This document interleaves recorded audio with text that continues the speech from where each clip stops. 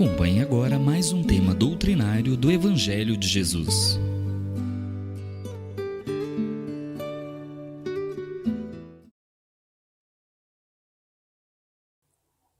Meus amigos, boa noite. Que Jesus, o nosso Mestre, nos abençoe hoje e sempre.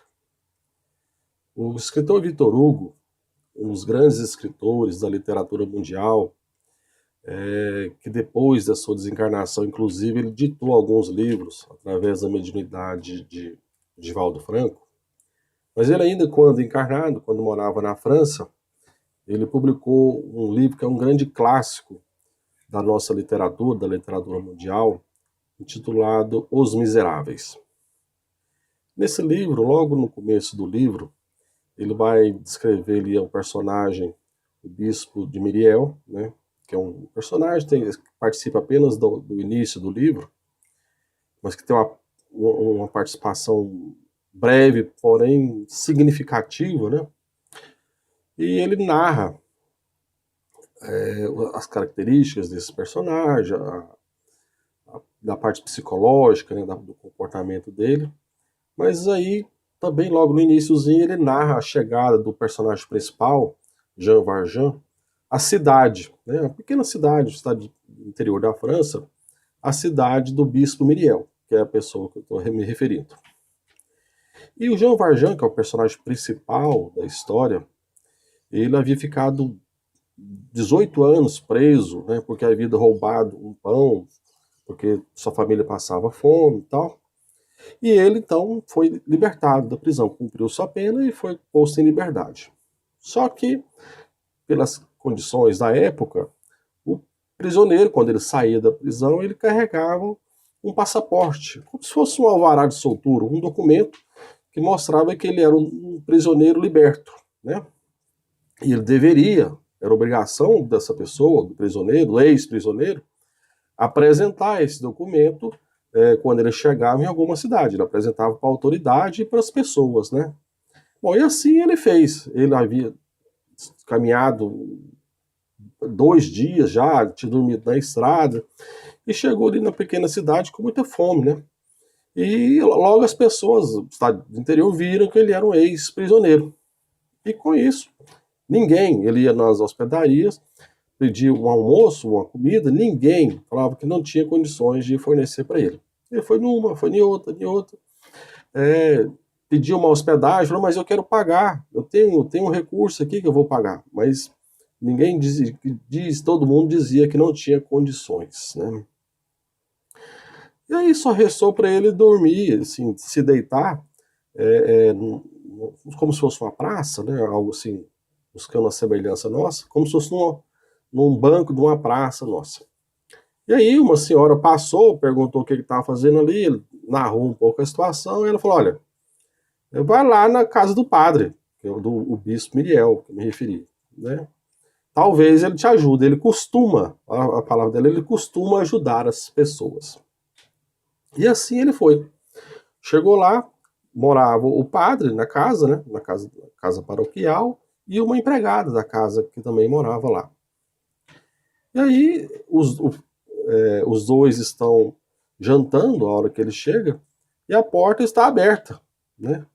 E ele chega e entra. Quando ele entra, ali, com aquele aspecto já da pessoa que tinha dormido ao relento, o aspecto dele não era um aspecto bonito, apresentável, né? A empregada já toma um susto. E aí ele já entrou na casa, né, porque a porta estava aberta, ela toma um susto, e aí o padre simplesmente vira na maior tranquilidade. Falou, meu irmão, que bom que você veio, olha só. E ele já toma o primeiro impacto, né, o primeiro susto da receptividade que o bispo Myriel tem com ele. E ele já fala de cara, ó, eu sou um ex-prisioneiro. E o padre, tudo bem, assim, né? Você já jantou? Jante conosco. Mas eu sou um ex-prisioneiro. Sente aqui conosco. Quando o padre fala, sente aqui conosco, ele já toma um outro susto, né? Assim, algo que ele, há décadas, né, vamos dizer assim, ele não estava acostumado a ser tratado, né? Alguém que o tratasse como uma pessoa, como um ser humano, né? Ó, sente aqui, jante conosco, né? E ele, então, naquele choque ali emocional, ele senta, ele janta, e aí o bispo Miriel pergunta, mas você vai dormir onde? Não sei ainda, vou voltar. Não, você vai dormir aqui. Eu vou dormir aqui na casa? Sim, você vai dormir aqui, tem um quarto para você. A gente prepara, fulano aqui prepara um quarto para você. E a empregada cada vez mais assustada, né, comigo. Um prisioneiro vai dormir aqui conosco, ex-prisioneiro? E o Vitor Hugo vai narrando isso e parece que ele está falando hoje para nós, assim, das nossas ressalvas, né, que a gente tem com as pessoas, né? Ah, mas é um ex-prisioneiro, é isso, é aquilo, essa pessoa vai ficar comigo, aqui perto de mim, né? Assim, todos esses nossos receios que a gente tem, né, com as pessoas, os nossos pré-julgamentos, né? E assim, o bispo, que era um padre, na verdade chama bispo, mas ele era um padre, dormindo, eles vai para o quarto, se recolhe, João Valjean, a mesma coisa, vão todos, e ele, quando é de madrugada, né, o Jean Valjean, que é o personagem principal, ele se levanta, ele vai até a entrada do quarto do bispo, vê o bispo dormindo, assim, naquele sono tranquilo, e fica no impasse, né, assim, de como assim, mato ou não mato, né? Ele fica naquela dúvida, pensando e tal, mas decide não fazer nada. E aí desce, rouba uns talheres de prata, que na época os talheres ou eram de prata, ou então alguns de chumbo, né? Não tinha o aço inox ainda. Então rouba ali os talheres de prata, que valiam alguma coisa, e foge, e some. Sem fazer barulho, então eles não acordam, nem o bispo, nem o empregado. No dia, na manhã seguinte, quando o seu bispo está se levantando, a empregada já dá logo o alarme. Ele nos roubou. E o bispo, assim, dá tão pouca importância a isso, o fato dele ter roubado ali os talheres, né? E ela fica falando, ah, mas eu sabia que ele roubou, que ele ia roubar, e aquela conversa que a gente é bastante acostumado, né? Da pessoa falar, ah, eu falei, eu avisei, a gente não pode confiar, é isso, é aquilo. E o bispo, na maior serenidade, né, diante da situação. Eles vão fazer os afazeres do dia, da manhã, e já próximo da hora do almoço, vem dois policiais, vamos usar os termos de hoje, né? Dois policiais trazendo o Jean Valjean com um saco, né? Um pequeno saco, com os talheres de prata. E aí os policiais falam, olha, nós achamos aqui esse ex-prisioneiro com esses talheres e nós estamos achando que ele roubou aqui do senhor. Ele está falando que não roubou, mas quase certeza que ele roubou aqui do senhor. E aí a resposta do bispo Miriel, que é assim, ela fica, apesar da passagem ser breve, mas ela fica para o livro inteiro, né? Fica para a mensagem como um todo. Fala, ô Jean, você foi embora e nem se despediu da gente. Inclusive, você esqueceu também os castiçais, né, de colocar as velas, né, de prata. E falou, fulano, pega lá os castiçais que ele esqueceu. A empregada quase que o queixo caiu, né, assim, disso. Assim, mas ela não falou nada, mas totalmente surpresa. Não, policial, eu dei realmente os talheres para ele. Dei inclusive os castiçais que ele esqueceu. E a empregada chega de volta com os castiçais. Ele pegou, pôs no saco, né, junto com os outros talheres, né? Fala alguma coisa com ele e tal, e na hora de se despedir, ele fala o seguinte: o importante, falando para o João Valjean, não é de onde veio, mas para onde pretendes ir depois de refeito. Nada é mais admirável que um homem que decide voltar ao bom caminho. Aí fala assim, Maíra, não se esqueça nunca de que me prometeu empregar o dinheiro desta prata em tornar-se homem de bem. Jean Valjean, meu irmão, lembre-se que já não pertence ao mal, mas sim ao bem. resgatei a sua alma, libertei-a dos maus pensamentos e do espírito de perdição para dar a Deus. Isso gravou tão fundo, né? Assim, essas palavras gravou tão fundo no Jean Valjean que, de fato, ele pegou aquela prata. Não era um grande tesouro, mas era uma quantia que assim, ele poderia reiniciar a sua vida. E ele se muda para outra cidade e começa uma vida. O livro narra justamente isso, né? Essa transformação de vida do Jean Valjean. Mas narra que ele, a partir dali, ele se tornou de fato um novo homem, não só interiormente. Interiormente, ele se transforma assim, no sentido de ser uma pessoa nova, resgatada para o bem, ou seja, essa prata, como ele diz, né, para se tornar um homem de bem. Então ele abre um negócio, ele emprega pessoas, ele usa aquilo para fazer o bem, né? Tanto faz o bem que ele passa a ser reconhecido nas outras cidades, ele não se identifica como ex-prisioneiro. Essa é uma grande colocação ali do livro, né? Apenas um oficial que tem uma desconfiança, fala, mas parece que eu conheço ele da cadeia, mas não fica na dúvida, porque ele parecia, mas não parecia, assim, mas era um homem que tinha ali um comércio, então ele não tinha certeza.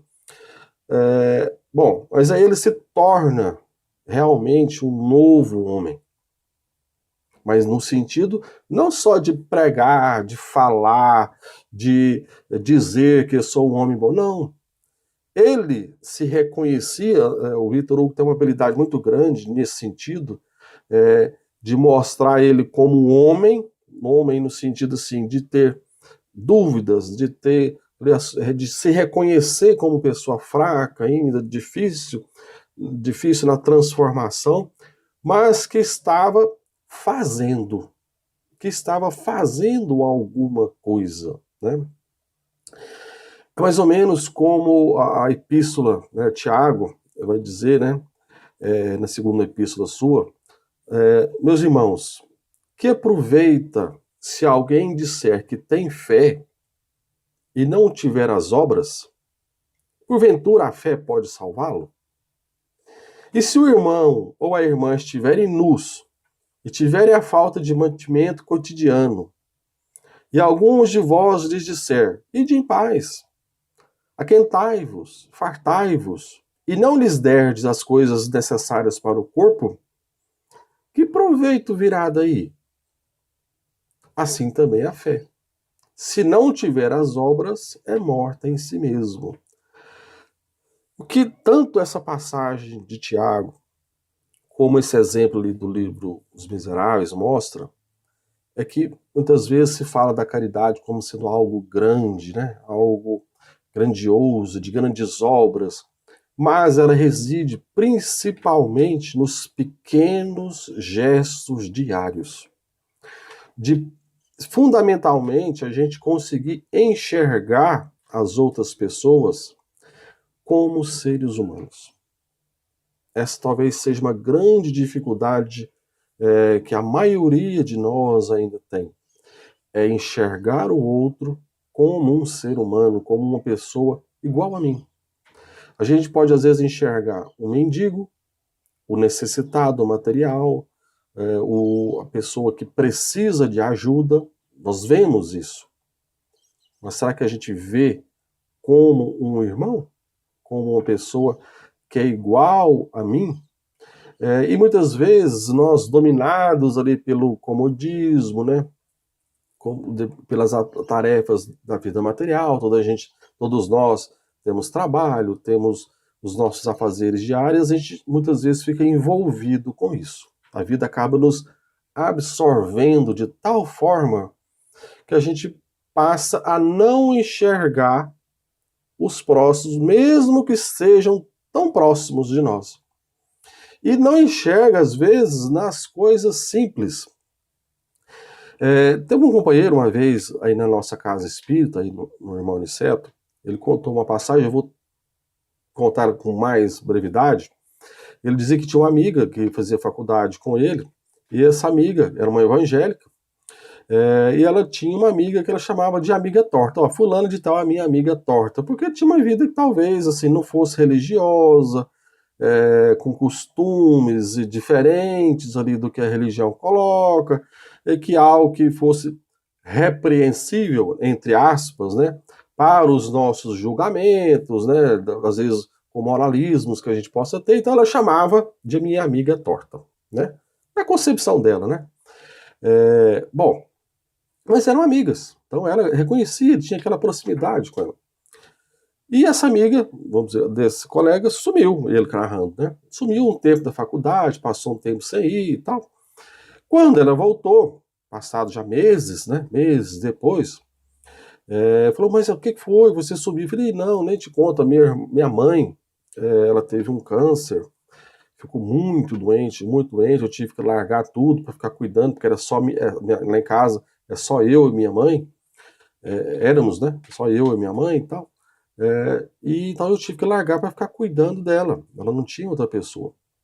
Então por isso que eu não pude vir e tal. E aí foi olha, a vida ensina cada coisa pra gente, né? Essas dificuldades. Você vê, eu sou da igreja, tenho várias irmãs ali da igreja e tal.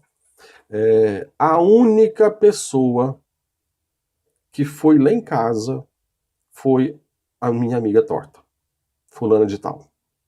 Era a única que, às vezes eu estava lá em casa, ela chegava lá, lavava as vasilhas, limpava a casa, cuidava, aí voltava, às vezes, em outro final de semana, falava, não, pode deixar que essa noite eu vou dormir com a sua mãe, você pode dormir, que eu cuido dela, descansa um pouco e tal. Ou seja, nesse período todo, a única pessoa que, de fato, foi a minha irmã, foi ela.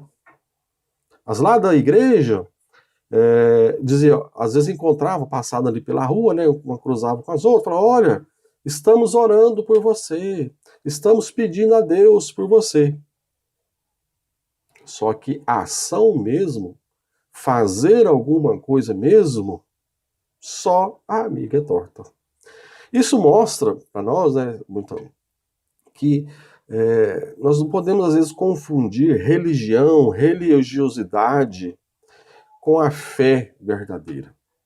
A fé não basta a crença religiosa. Vamos separar isso.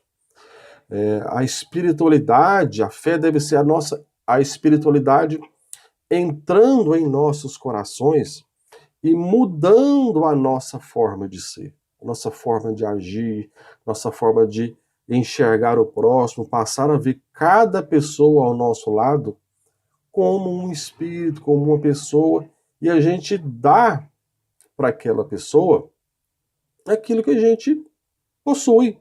Pode ser tempo, pode ser trabalho, pode ser algum recurso material que a gente disponha, né? Porque tem uma passagem, né? A gente esquece muito disso, né? Que a vida material, a nossa vida encarnada, ela passa rápido, passa num estralo de dedos que a gente não percebe, a gente fica tão envolvido com as necessidades, né, com as coisas da vida material, que a gente não vê o quão rápido ela passa. E tem uma passagem do Evangelho de Lucas, narra bem isso, né, que Jesus vai dizer assim, ó, acautelai-vos e guardai-vos da avareza, porque a vida de a vida de uma pessoa, né, não consiste na abundância do que possui. A vida de uma pessoa não consiste na abundância do que possui. E Jesus fala essa frase, né? Dentro de um contexto, ele narra uma parábola que um homem tinha uma fazenda, né? Tinha propriedades, e ele havia tido uma grande colheita, né? Colheu bastante, teve uma grande fartura nas suas colheitas, e falava para consigo mesmo, olha, vou derrubar meus celeiros, construir celeiros maiores, né? Porque agora eu tenho muito, e falar para minha alma, goza, né? E aproveita, né? Porque, ou seja, aproveita a vida, né? Como se fosse a gente hoje, né? Mas Deus, Jesus na parábola, né? Lhes disse, louco, esta noite pedirão a tua alma, E o que tens preparado? Para quem será? Assim é aquele que para si ajunta tesouros e não é rico para com Deus. A vida de um homem não consiste na abundância do que possui. O que nós temos de material, seja dinheiro, inteligência, conhecimento, beleza física, saúde, qualquer desses bens, né, que nós possuímos. Nós temos diversos tipos de bens. Só que tudo isso é passageiro. Tudo isso passa e passa rápido. Nós precisamos entender isso, que a espiritualidade precisa entrar no nosso modo de ser, na nossa maneira de agir, na nossa maneira de perceber as outras pessoas. Tem uma passagem também que simboliza bastante isso, né? Que Humberto de Campos conta no livro Boa Nova. Em determinado capítulo, Simão Pedro chega para Jesus ali, um pouco acabrunhado, que Simão Pedro era um homem religioso da sua época, era um judeu que frequentava a sinagoga, então ele tinha todos os seus conceitos religiosos. Ele chega um pouco para Jesus, um pouco ressabiado, perguntando, mestre, como é que a gente vai entender essa sua passagem lá no casamento de Canaã? O primeiro milagre de Jesus, né, que ele transforma a água em vinho. O Senhor transformou a água em vinho. Isso aí não é estimular a embriaguez, a bebedeira? Você não está nem estimulando as pessoas a se embebedarem? Jesus, né, dá uma resposta assim, magnífica. Fala, Simão, conheces a alegria de servir a um amigo? Quando a gente serve alguém, mas serve com o coração, né? Alguém ajuda alguém que de fato precisa. Vocês já perceberam, meus amigos, o momento mágico que é isso, essa relação, né? Ou seja, a pessoa está ali com algum tipo de necessidade, e a gente faz com o coração, né? A alegria que isso gera nos nossos corações, no coração de quem dá e no coração de quem recebe, esse sentimento que precisa permear, né, as nossas relações. Quando o tema do evangelho de hoje são os infortúnios ocultos, que narra a passagem de uma senhora, junto com a sua filhinha pequena, ela vai à noite, né, sem que ninguém perceba, sem reconhecimento de ninguém, ela vai a algumas casas distribuir alguns mantimentos, distribuir agasalho para as crianças, ou seja, ela vai prestar algum auxílio aos necessitados. E ela faz isso de forma totalmente, absolutamente anônima. Mas o Evangelho coloca ali em algumas palavras a alegria das pessoas quando a veem, quando a chegam, porque sabe que ela está ali levando algo de bom. Não é só no sentido assim do receber material, mas também existe uma alegria, um sentimento quando alguém reconhece, fala, fulano se importa comigo. Talvez seja uma das maiores dores que a gente passe, é quando a gente passa por uma situação, uma dificuldade, e pensa assim, fala, ninguém lembrou de mim. Ninguém se importou comigo. Talvez seja uma dor tão grande ou até maior do que o próprio problema em si, né? Mas, às vezes, a gente não tem condição nenhuma de ajudar. Não tem assim, a pessoa precisa de um recurso material, você não tem, está com um problema de saúde que, do ponto de vista físico, é insolúvel, não tem o que fazer naquele tratamento e tal. Ou seja, a gente não vai oferecer a solução do problema para a pessoa, mas a gente mostra que está ao lado, né? Ó, vou carregar a cruz junto com você, nesses termos, né? A gente não resolveu, não diminuiu um pingo do tamanho do problema da pessoa, mas o estar junto, o levar, o falar, olha, eu estou junto com você, seja por o que for, isso tem um significado para a pessoa que recebe aquilo, né? Que isso a gente deveria, se a gente soubesse o quanto que isso é bom para nós, a gente praticaria isso muito mais, né? Então, a doutrina espírita, ela nos chama com essa visão do mundo espiritual, com a visão que tudo passa, que tudo é breve, tantas coisas boas do ponto de vista material, quantas coisas ruins são curtas no sentido de brevidade de tempo, tudo vai passar, seja alegria, seja tristeza. A doutrina espírita nos dá essa visão, né? Mostra o quanto que nós precisaríamos mudar o nosso comportamento diante da vida. Por isso que Emmanuel, no livro Reconforto, ele tem uma mensagem chamada No Campo da Vida. Ele diz o seguinte: se o Evangelho nos ensina que a árvore é conhecida por seus frutos, transformemos cada dia em planta preciosa de oportunidade. Para isso, meus irmãos, cada noite, indaguemos sobre o resultado de nossas horas. Que frutos recolhemos de nossas conversações? Que benefícios semeamos no espírito dos nossos semelhantes? Que atitudes assumimos para com os nossos amigos? Quantas vezes esquecemos o mal, desculpando-lhes os portadores sinceramente? Que serviços foram efetuados por nossas mãos? Teremos sido uma presença proveitosa para quem nos segue? Conseguimos extinguir, em torno de nossa lavoura espiritual, os vermes da maledicência e os gafanhotos da crueldade? Como teremos vivido nossos minutos? Como alguém que chora, perdendo o tempo, ou qual o servidor vigilante que conhece o valor dos segundos na obra que lhe cabe fazer? Quantas vezes teremos doado algo de bom aos outros para poder pedir aos outros algo que nos auxilie? Que espécie de exemplos estamos oferecendo? Que resultados produzem a nossa conduta e o nosso esforço no ambiente doméstico e na área social? Teremos fugido durante o dia ao gelo da preguiça ou à ventania da cólera?